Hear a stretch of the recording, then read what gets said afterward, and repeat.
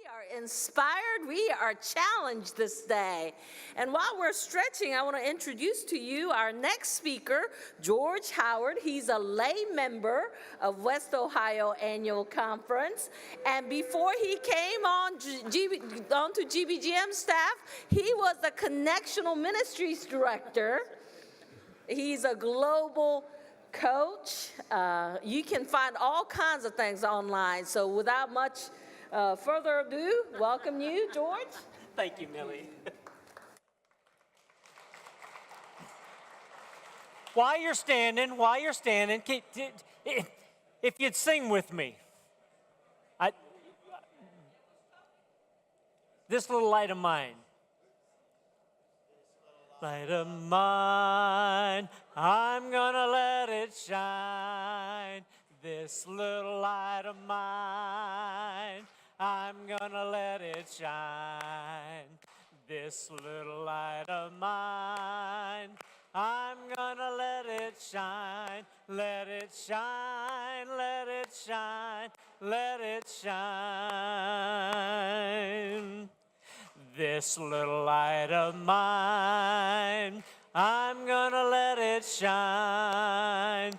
This little light of mine, I'm gonna let it shine. This little light of mine, I'm gonna let it shine. Let it shine, let it shine, let it shine. Thank you. And that's Let It Shine across Georgia. Let it shine across the United States. Let it shine across the world. That's what it means to live out the gospel. My name is George Howard. I'm a layperson from West Ohio. And I have been involved in mission in one way or another my whole life. Whether it's actually living in other countries, whether it's being a missions chair, whether it's leading the conference, or now whether it's on the staff of Global Ministries. It's an honor. It's a privilege to be here with you. Last night, we heard a great sermon. Those of us that were here. And I went back and I said, I'm curious. You remember that? I'm curious as to what God is doing in the world. I'm curious as to where God has been, where God is, and where God will be. Are you? Yeah. We're going to take a look in the next few minutes at three movements. Thomas has already referred to some of this. I'm going to go a little deeper with some of those movements and see not only what we have to learn from them, but how do we apply some of that learning right here in Georgia. Back up one slide, if you would, for me.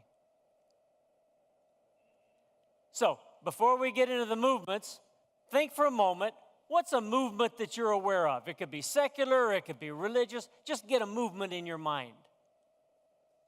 Some movement in the world. Somebody have an example? The Methodist Church. Hey, how about another one? Civil rights. I heard Black Lives Matter. Okay, whatever the movement is, think about just for a second, what's a characteristic of that movement that helped it grow? Just think. Just pause. Yes, music and grassroots, absolutely. Think for just a minute. What made it strong, and what's something that might have weakened it? Just think for just a moment. This is dangerous, but I'm going to ask you for just 60 seconds, turn to your neighbor and share one thing that made it strong or one thing that weakened it. What happened? Just turn to a partner.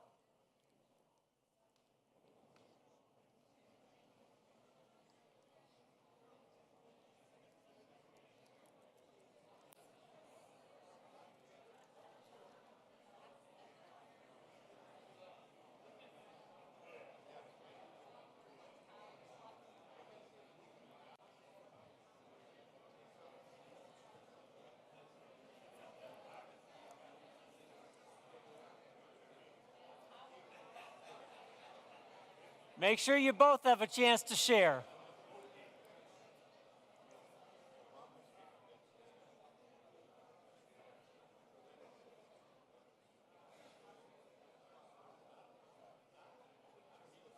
All right, if we could come back together as one. I knew this was dangerous. You get a bunch of preachers talking together. The Lord be with you. And also with you. Just a few snippets. What's a characteristic that you mentioned or that you heard just now? Just somebody stand up, right where you are. Go ahead. Solidarity. Thank you. Another one. Love. Another one. Again? Conflicting ideologies. Another. Rebuilding truth. Revealing truth. Yeah. Another one. Relationships. All the way in the back? That's all I can take, and I can't take any more. That's right. All right. All right. Next slide. So we'll talk for a few minutes today about 3 growing movements in the world. First, I want to talk about the 3-self movement, and particularly it relates to China. Thomas said just a few minutes ago that China is going to be the largest Christian country in the world. More Christians there than any other country in the world. The second one, going back to our Wesleyan tradition, we're going to talk about John Wesley and the circuit riders. And the third, the United Methodist Church in Africa. We're going to take a look at what's going on there that we might be able to learn from. All right. With the 3-self movement, you know or you remember that there was a period in Chinese history where they threw out all of the denominations. They closed all of the churches. The communist government said Christianity is well, there is no God. And so some of the leaders of the church finally came to the government and said, all right, we want to start a new church. It's going to be Chinese culture. It's not going to be influenced by outside of China. They talked about the 3-self movement. Can you put that back? We're going to be self-governing. We're going to determine for ourselves the governing of the church. We're going to lead it. We're going to be self-supporting. We're not going to take donations from outside. It's all going to be generated locally. And the third one, self-propagation. We are the ones who will evangelize. We are the ones who will share the gospel. And the Chinese government allowed the Chinese Christian Council to come into being. The CCC, the Chinese Christian Council, is that body which governs, which leads the Protestant churches in China. They talk about being post-denominational. Now, in China, they've said that the Protestant church and the Catholic church are 2 different religions. And there are about 24 million Christians in the Protestant church and about the same in the Catholic church. Last numbers I've heard, there's still about 50 million in the underground church. There are 100 million Christians in China with a 3-self movement. All right, the next one. The next one is our Wesleyan tradition. Thomas put this slide up there just a few minutes ago, the saddlebags. How many people in here, just a show of hands, how many of you are in your 20s? Okay. How many of you are in your 30s? All right, look around the room. You see how many? Folks, that's the age of the circuit riders. They were young, they were healthy, they were passionate, and they rode across England and rode across this country. They're the ones who spread the gospel, and it wore them out. Most of them died early. They died young. They gave their lives to spread the gospel. Now, Wesley understood that the gospel was not only about theology and faith formation, it was also about health. Thomas mentioned Primitive Physics. It's a book that was about that thick and about that tall. It's a little bitty book. And in the circuit riders' bags, they carried it with them. Now, as this movement was spreading with the circuit riders, the next one, he also gave us a model for what the church looked like. And so in this model, he took the King's Foundry. He took a cannon factory and reclaimed it as a church foundry. In the factory, he opened up a charity school, a dispensary, an almshouse. 9 poor widows actually moved into Foundry. A loan society. The loan sharks in those days, the usury fees that they charged was just, it makes payday lending here seem small. They had daily worship services. Every single day, they came together and worship. And class meetings. How many of you know about the class meetings? How many of you are in a class meeting? We are losing the class meeting across this country. It was the foundation for Wesley's model to be in covenant relationship so that you knew me, you knew my soul, and you asked me those tough questions. And I was in a safe enough place then in that meeting to answer them.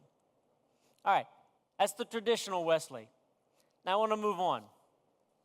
I want to take a look at the third, which is the Africa church model. And with the Africa United Church, this is the same artist that drew the saddlebags, drew this one. She drew this, and it captures a picture for me of what the model of church development and church growth in Africa looks like. And I used to think, when I first went to Africa back in the 70s, that it was in the Congo. But then I discovered it's the same model as in Zimbabwe, and the same model as in Ghana, and the same model as in Nigeria, and it's across the continent. They understand this model. So, in this Africa model, in the picture you saw a church, a parsonage, a garden. What kind of an example is a pastor whose children are starving to death? If the pastor can't feed their children, what kind of a model is that for Christian discipleship? So the model is that the pastor has a little garden or a little fish pond right there to take care of themselves. They also build a school. I was reading 2 days ago a report from 1918, 100 years ago. Bishop Springer, the first bishop in the Congo. And what he wrote was the report to the annual conference that said in the school there were 14,000 children in the schools that the Methodist Church had established. And at the same time, they had 12,000 in Sunday school. Education was huge, and it still is today. They also, the model has a medical clinic. So you picture the church. Can we go back one slide? Back to the model. Yeah, there you see the church? You see the school up front? Back there on the left is that clinic. Back there on the right is the parsonage with a little farm behind it. And right up front is a well. Folks, they come to the church and they recognize all of those dynamics as what it means to be the church. And they live and work together. The church is the center of the community in Africa. All right, next one. I don't want to miss, that's fine. They also drill a well. UMCOR across Africa is drilling wells everywhere. So, if you can picture this model in a village, then you have to ask yourself, so what is the infrastructure that allows that to happen? So you're a pastor in a church, and what you recognize is one of your parishioners, they'd be a great school teacher. They send them to ESP. It's a pedagogical school to train teachers, then to come back to teach in the school. And you've got somebody who's great. Oh, she's such a great healer. She becomes a doctor or a nurse, and she goes to Apandalo, to the nursing school, and then comes back. And then they're farmers. There's a farm in Kamina in North Katanga, Kamisamba, and they train villagers from across North Katanga in what it means to farm in the dry season and how to farm in the rainy season. And then they send them back, and often when they send them back with a couple of plow cows, like oxen and a plow. Somebody said to me once that they wanted a tractor to work the Kamisamba farm, and I said, what are you going to do when it breaks down? What's the appropriate technology in this place? What makes sense here? The oxen and the plow, and that's a replicable model. So you see, there's also somebody says, oh, somebody in my congregation would be a great pastor. And so they sent him down to South Congo, to Mulungwishi, to the seminary. You see, they've got the infrastructure in place. And across the continent of Africa, right now, the United Methodist Church has 300 clinics and hospitals. The first time in 1970, I went to Kabongo, to the hospital, and there was a Swiss doctor who was there. I was back there a couple of years ago, and there were 3 doctors, all 3 of them Congolese. What a difference time is making in the intentional cultivation of leadership in Africa. All right, take a minute, think about the 3 Self movement, Wesley's movement in the early days, and the African church growth model. What do you notice about these models? Just think for yourself for a moment. What do they have in common? What are some keys to the church growth that you see? Think just a moment.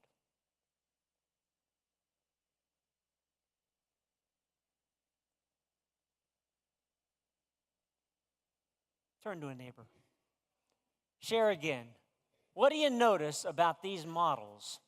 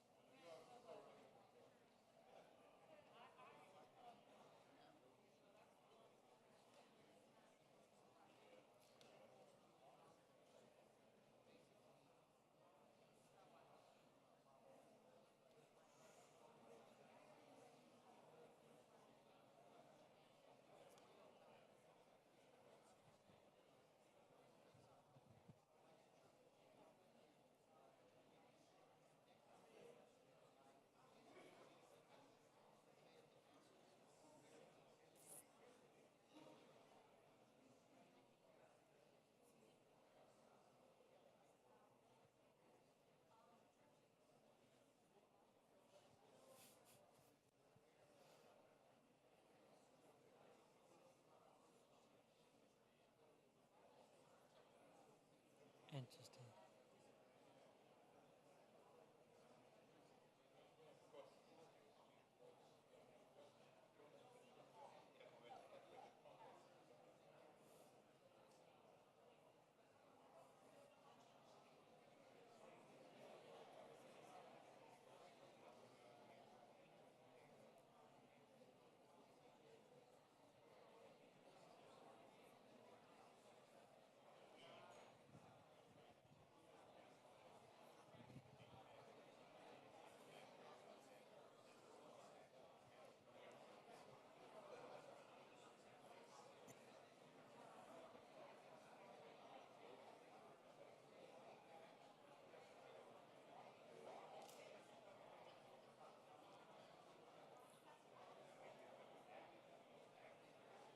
Take just another moment.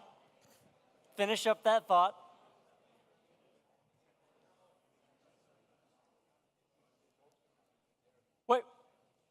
What's one thing you just shared or heard briefly? What did you notice about these models? Self-reliance. Community. Say another word about community.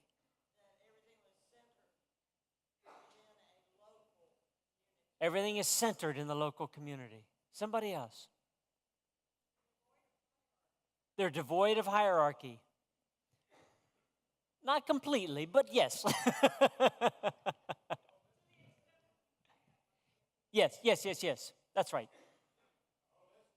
They're holistic. When you use the word holistic, what do you mean?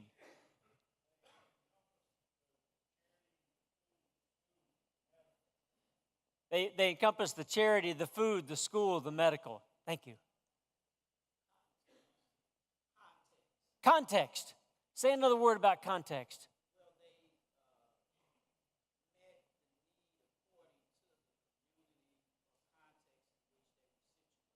They met the need of the context in which they were situated.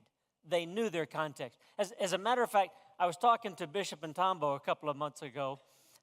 He retired bishop in the Congo. And I said, what's the difference of evangelism where you live and evangelism where I live? He said, well, actually, where I come from, we know all of our neighbors. You don't. I said, ouch. He said, when a neighbor goes to the hospital to deliver a baby, we know it and we take some food over there. You do it if you know him in church. Anyway, sorry. Keep going. What else did you notice about these models?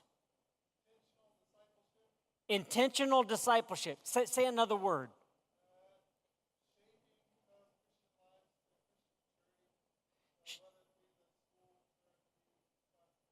Shaping Christian lives, Christian maturity, whether it's in education or class meetings. Yeah.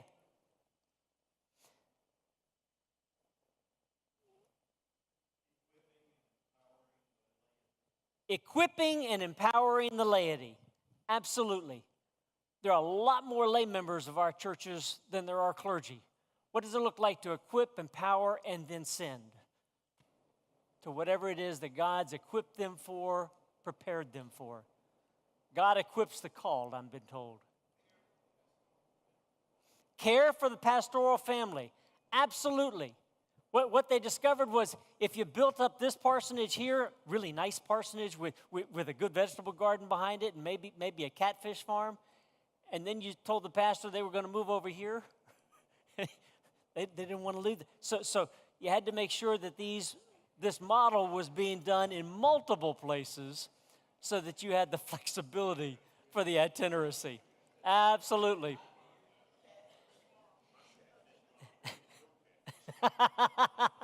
Well, I guess they don't have catfish farm, but we would here. All right. So, indigenous. Say just another word about indigenous.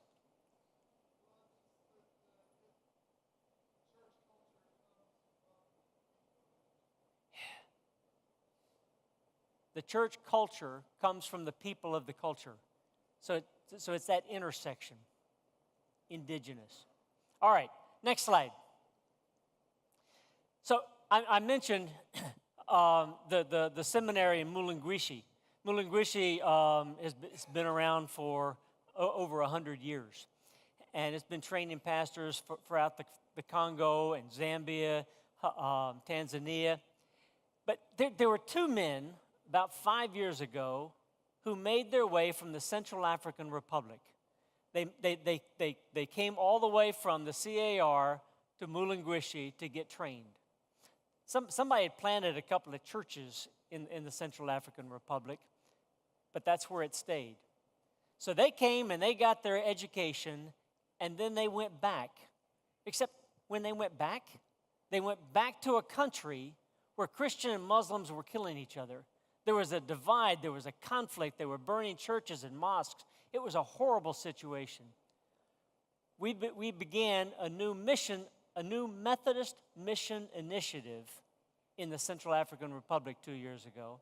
They've gone from 2 churches to 9 fellowships. These pastors that have gone back are working with the laity to spread the gospel and to start new faith communities. That picture is a map of the world that shows the mission initiatives. Thomas talked about Cambodia. You saw some slides from there. Laos, Thailand, Vietnam, Mongolia, Central African Republic, Central Asia, Cameroon, Senegal, Honduras. I would ask you to be in prayer over these. These are new, burgeoning Methodist movements in the world that need your prayers. And some of them are in places where the government is openly hostile to the Christian message. We had a pastor a few years ago in Laos who was arrested and thrown in jail for doing nothing more than preaching the gospel. We can't even mention the names of our missionaries there. They're there, and they're planting churches, and they're doing motorcycle ministries and all kinds of things. New mission initiatives, planting new churches. There are 963 new faith communities, new churches that have been planted in those initiatives over the last few years. We're engaged in evangelism and church growth in all kinds of places in the world. One more. So I want to take back. Yep. Take a look at some of the values that we see in these movements.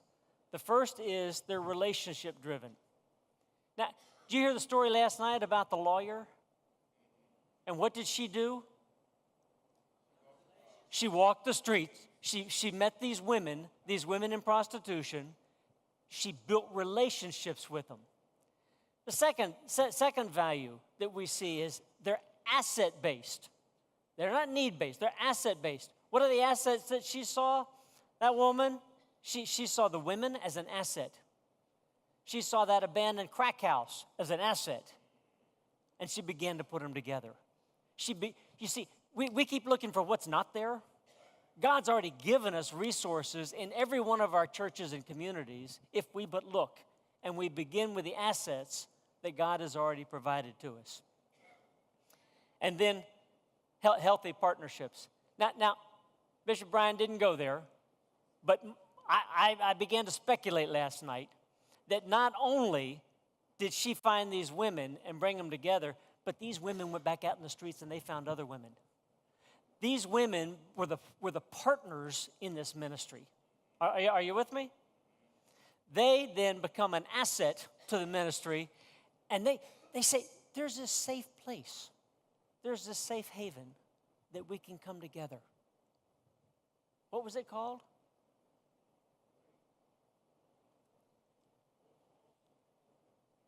Haven on Wolf. Haven on Wolf. She said, there's this place that we can come together in. You see, this is a very local example of what's happening all over the world. Where relationships are forming, where assets that are local are being utilized, healthy partnerships that are mutual, right? They both have something to give. They partner together. And then holistic. Go back to your statement. There's a holistic mission. There's a holistic value. And that value is, it's more than one thing. It is around health. It is around education. It is, what you think about your community, and we're going to come back to your community after the break, because we're going to be thinking about, so then what does this mean where you live? So, one more time, back to that one. The holistic picture goes back to John Wesley. It goes back to Foundry. I would say it goes back to the Gospels, where it is that they talked about all the different things that it meant to be a faithful Christian, to live out the gospel in a holistic way. My watch says it's 10:29. On this, we're going to take a break. We'll come back at 11. I'll begin talking at 11, whether we're all in here or not. We're on break for the next 30 minutes.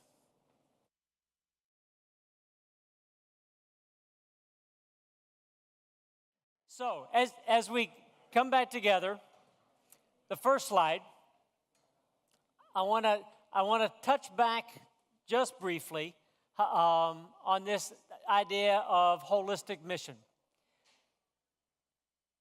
And if you go back to Wesley, if you look at the model in Africa, what they all talk about is, on the left, faith formation. That's the discipleship. That's the worship. That's the small groups. All the things that we know about forming our faith. But they don't separate it from health. I mentioned that we have over 300 hospitals and clinics in Africa alone that have been built over the last decades and staffed.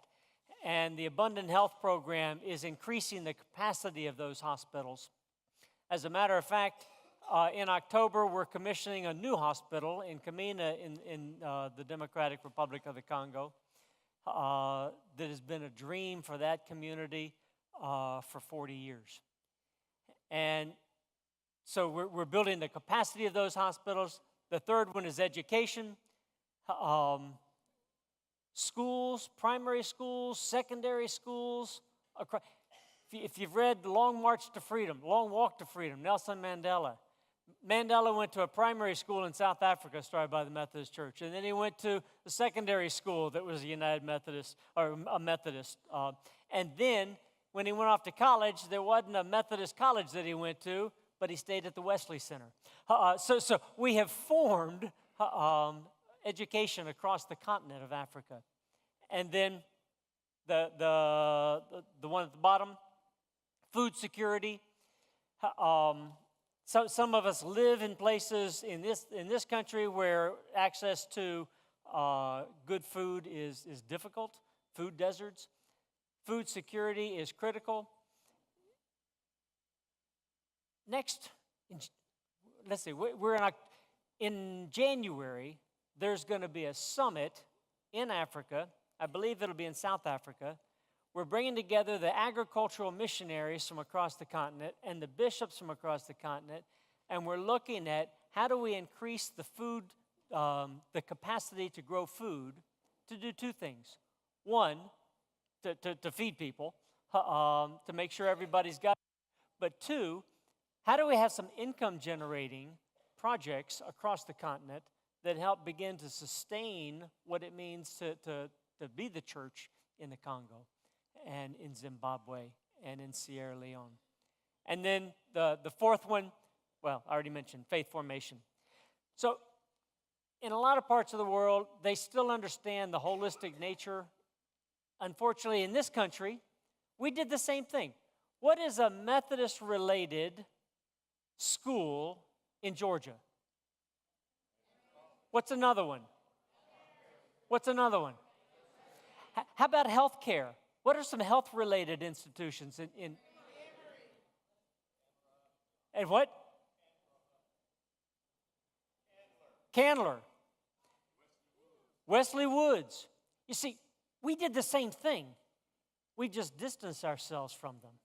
And so the people in the pew don't see the interrelatedness between our health initiatives and our evangelism initiatives or our education initiatives. In Africa, they keep tying it all together. All right, so best practices. This is a review of some of the things that we've already said. Best practices in these movements are asset-based. They begin with what God has already placed in your midst. Sustainable programs. How do you take what's there and build from it? You build the capacity of the congregation, of the community. Mutual design. This is not just an us and them. How do we work together mutually in designing the programs, the initiatives that we're involved in? Holistic ministry, we've been talking about. Equitable partnerships, they are equitable together. Wesleyan theology, the missio deo that Thomas talked about. Ministry from the margins, ministry with. We have a lot to learn from people that live on the margins. So how do we be in ministry together? And then the class meetings. Some of the best practices around the world. And then, the next slide. This is another way of looking at some of it. Relationship versus resource. Relationship, another way of thinking about that is, instead of resource, Nora keeps reminding me, transactional. It's not just a transaction, but how do we build relationships with people? Partnership versus dependency. We have done a marvelous job at creating dependency around the world. We've pumped millions into Russia, the former Soviet Union. And what we didn't do was develop the resources that were already there. And so for the last 5-10 years, we've been playing catch up, not just providing all the resources that the church there needs. The asset versus need-based. Folks, there are two ways we can look at our communities. One is all the blight, all the problems, all the things that are going wrong with it. The other is, what are the assets? And frankly, when I was I'll talk about the Church for All People in a moment in Columbus, Ohio, not Columbus, Georgia.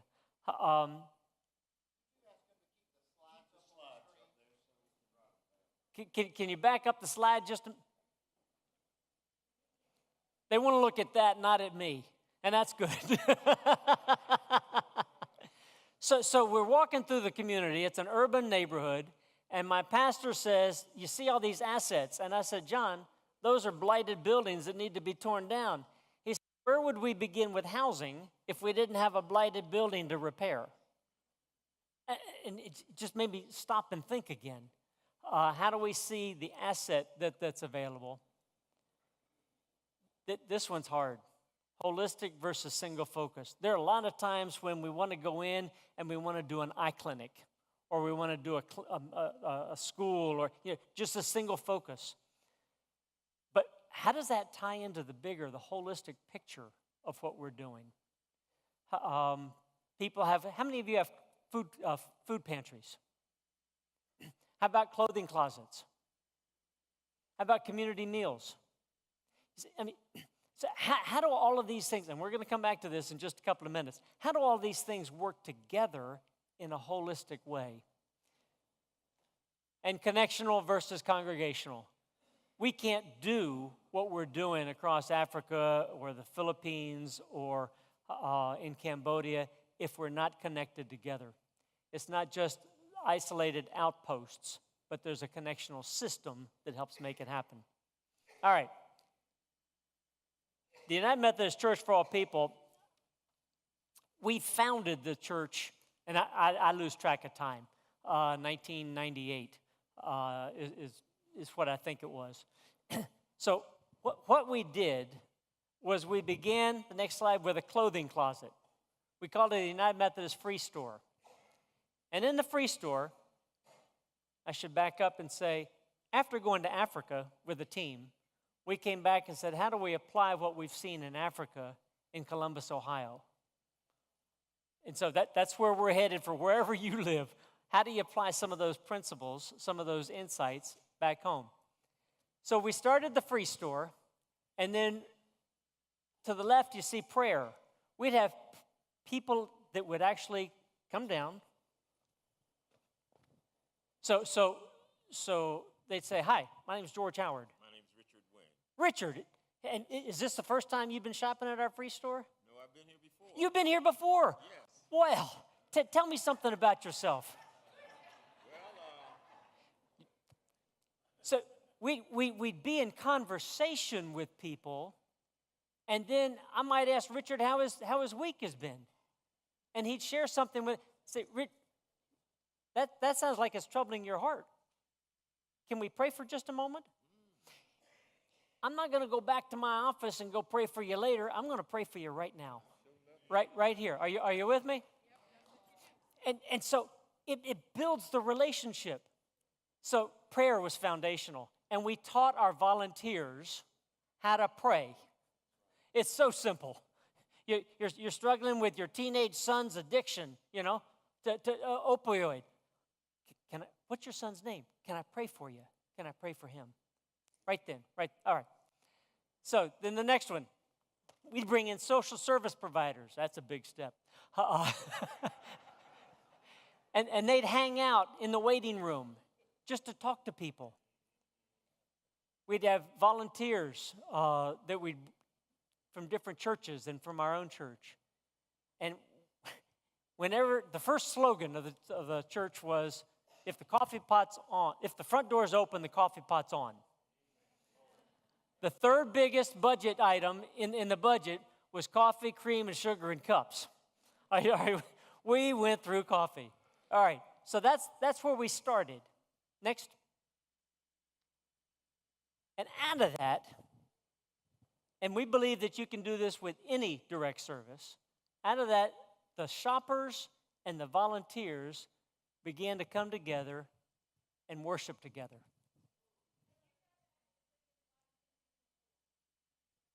Back one slide? Sure. Back up one slide. Partners and volunteers. Partners and volunteers. Now the next slide. So, then, and I hope you're seeing some of the African influence here. We did faith formation. People talked about wanting affordable, decent housing, health, and then we had the free store. So we began. Actually, we got the free store going, the church, the faith formation going, and the housing going, but we didn't have any leadership for the health. And so the only thing we did for health was we prayed. And we prayed for leadership. And when the leadership finally came, then it just took off. We actually have one of the hospitals in Columbus has a clinic in our church 5 days a week with a doctor, a nurse, and a social worker. Next slide. All right, so here's what I want you to do for just a couple of minutes. If you got a piece of paper, draw this and put your church name in the middle. Like, I attend East Side United Methodist. So I'd put East Side in the middle, and so will Tim. So, think for just a minute, what would holistic ministry look like where you live? What are the different components? What do you already have going for you? Whether it's a clothing closet or a food pantry or whatever. What do you already have, and how might it expand?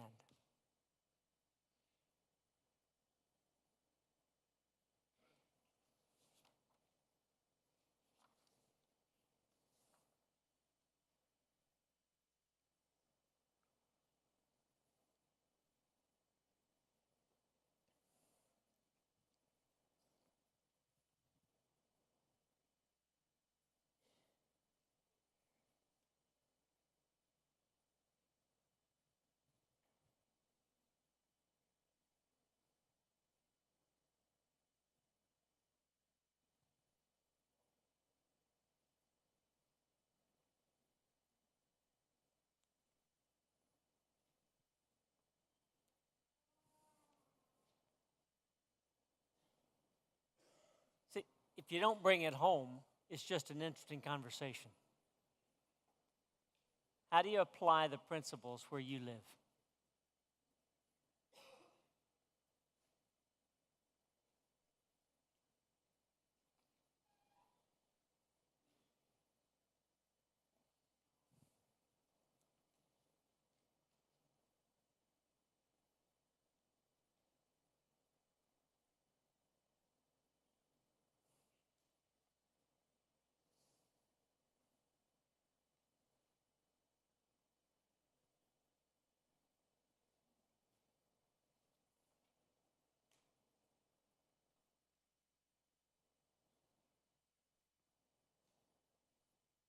This is going to be an ongoing conversation, I hope, in your mind. We'll come back to your circles. The next slide. So, when you're developing ministries, we're about transforming individuals and communities. That sounds a whole lot like a mission statement that you and I have heard once or twice before. Making disciples of Jesus Christ for the transformation of the world. The first bullet here, there is a divine economy of abundance. You and I live in a society of scarcity. We're constantly being told there's not enough. Is that true? I hear a yes and a no. It's true that we hear it. We should be fearful, there's not enough, we've got a hoard. But I can't find that anywhere in the gospel. You and I worship a God of abundance. And so, what does it mean to practice a theology of abundance? The second, all successful ministry is asset-based. If it's going to be successful, if it's going to be sustained over time, you begin with what you've got, and you build from there. You don't have to start something brand new. You begin to transform what's already there. The capacity of each person is valued and developed. Our people are our greatest asset. How do we continue? You go back to Africa. They say, you're a great teacher. You're a great preacher. You're a great healer. How do you recognize the gifts and build the capacity of people that are there? I said we started the health ministry by praying for the right person.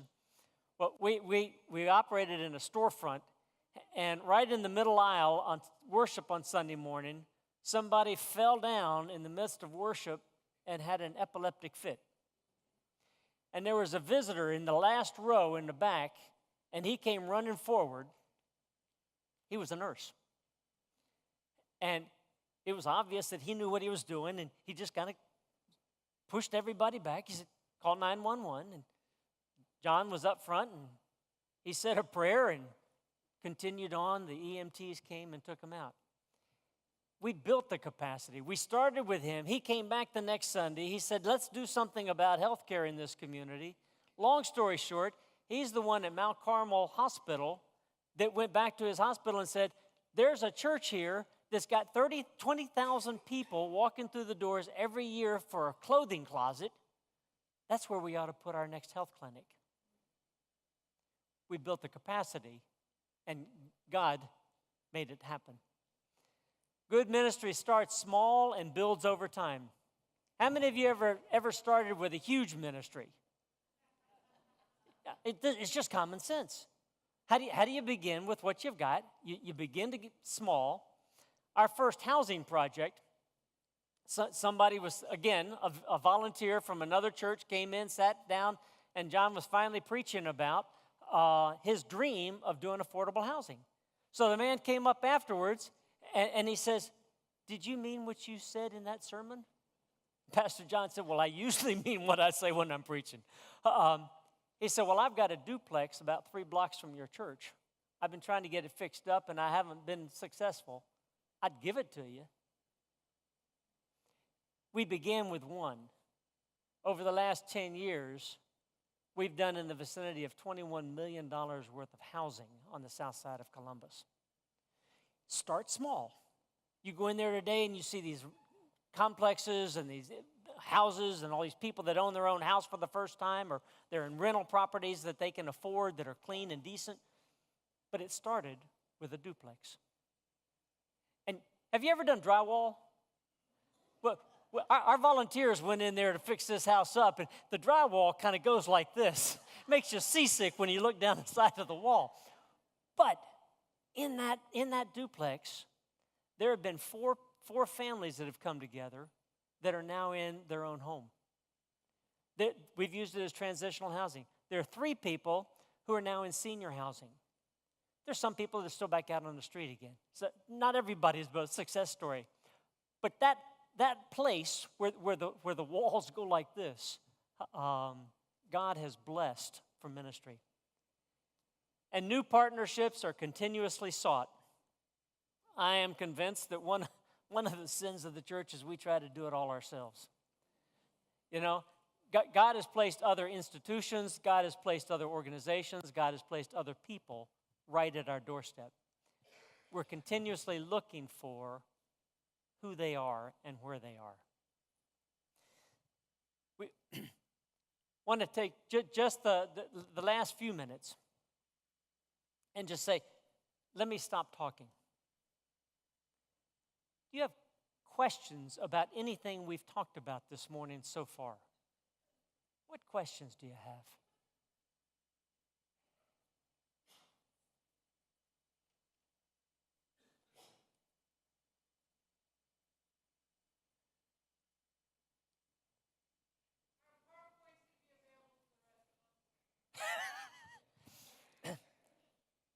The answer in the back says yes.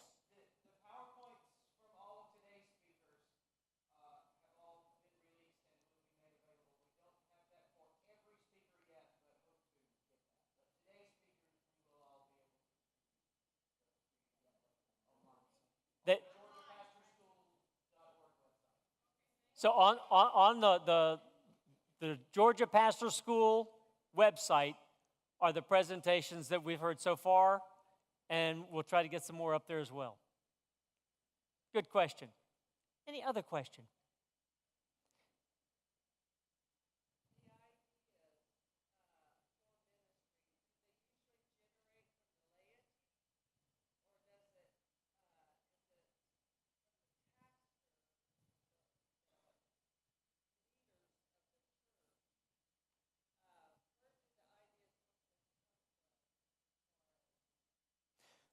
Question is, where do the ideas for ministry come from? Are they the pastor's ideas, or do they come from the laity? It's collaborative. Thank you very much. It's collaborative. Actually, I'm going from here to the West Ohio local licensing school, and we're going to have a conversation about evangelism and about some of these things.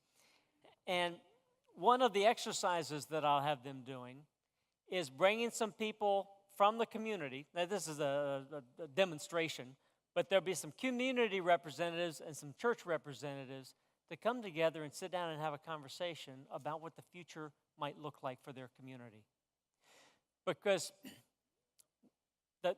if you leave it with the pastor and then you get a different appointment, then what happens to the ministry? Where's the ownership? When the ownership is in the laity, when the ownership is in the community, it's a different reality. But that also means when the next pastor comes, you got to trust the laity. You've got to listen to what's already been going on. And as we said, we practice curiosity. We want to keep seeing what God is up to here, today, yesterday, and tomorrow. Am I answering your question? Yes, sir. Resources for these ministries. Nora. Actually, Nora is working on some resources right now to help us with. Do you want to say anything?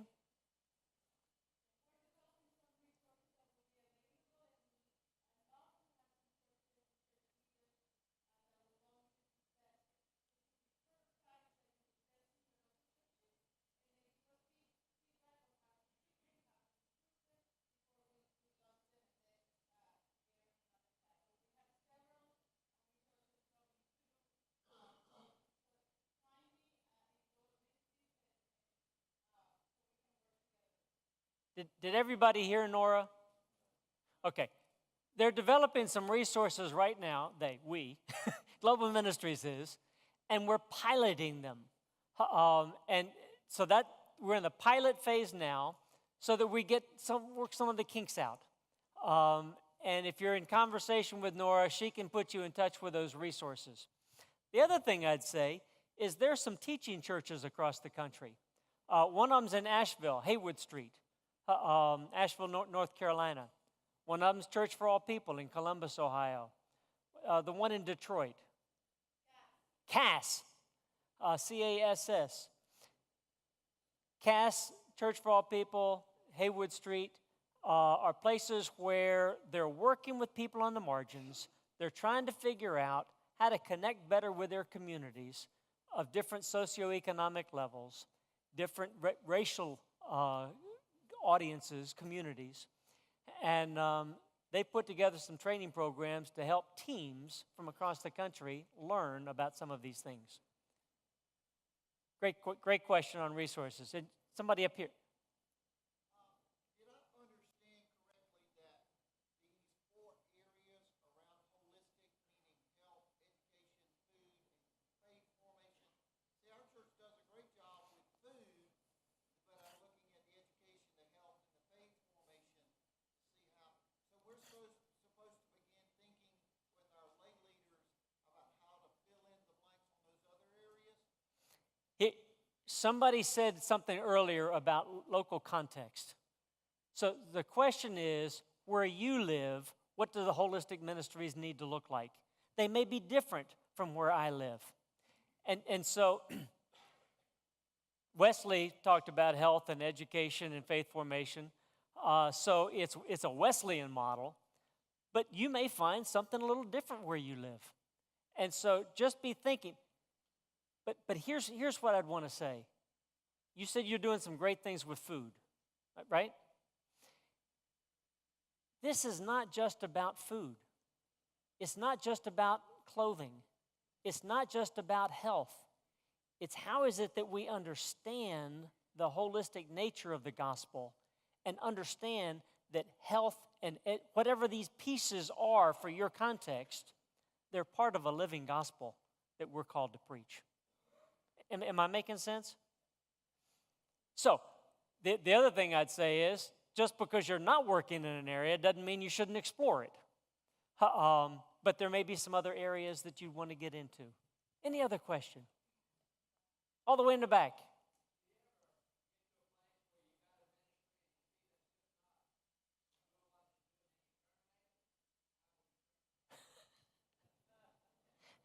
You know, it's so hard to let something die that you've breathed life into.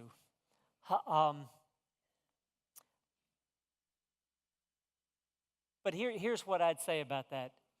I'd say times change. Circumstances change. Our community changes. Our church changes. And so we need to be prepared to let them go. And if in your church you're considering letting something go, then what is it that you're going to move your energy to? It's not just saying, let's shut this down. Where's the energy moving? Where's the Spirit moving? Where is it that we need to be focusing next? So somebody told me that they've got it's from Iowa, they're involved in a project in Nigeria. And after 20 years, they've decided it's time to do something different. And I said, all right, so here's my question. How will you celebrate the 20 years that you've just had? And then what is it that you're going to be moving towards? So it's conversation with your leadership. It's conversation with your community. And I'm a big believer in celebrations. Am I answering your question?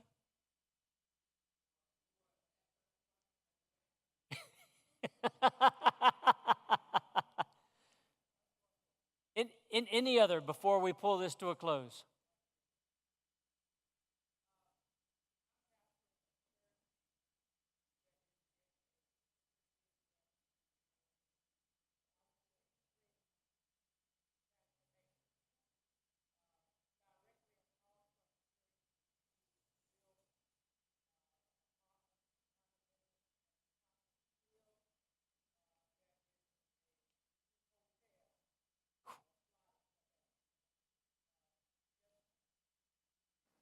Thank you.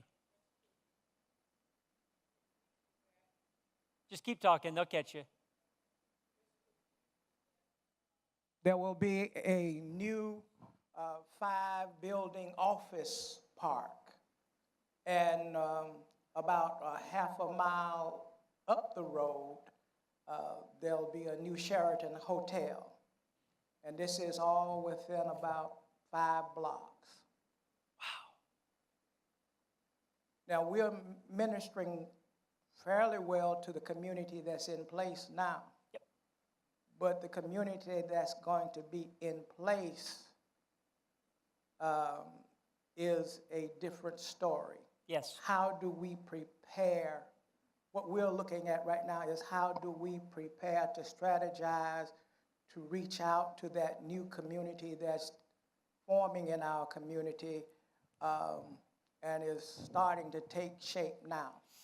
So there's a. I'm out of West Ohio, and there's a rural congregation there that put in a new stained glass window.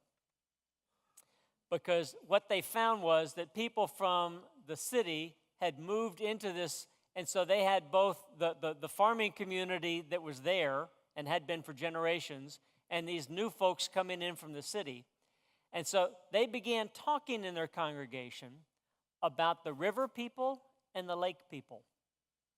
They put some poetry to their situation. And then they created this stained glass window that had both the river and the lake. First, they had to find ways to appreciate the difference between these folks that are moving in and the folks that were there. And then they had to begin to build some relationships with them. Just like the lady last night, the lawyer, who was walking the street talking to these women in prostitution. And it also goes back to what Bishop Ntambo told me when I asked him about the difference in evangelism between my context and his. And he said, in Africa, we know who our neighbors are. So we tend to think programmatically first. And what I think our brothers and sisters in the Congo and other places would say is think relationship first. Get to know who they are. Get to know what their needs are. Get to know what their assets are. Get to know who they are as a people. And then, out of that, the conversation and the dialogue can begin to take place. Prepare the hearts and minds of those that are in the congregation to be in dialogue with. My time is up. I want to thank you for allowing me to spend today with you, and it's been great. Do we have some announcement as we make a transition?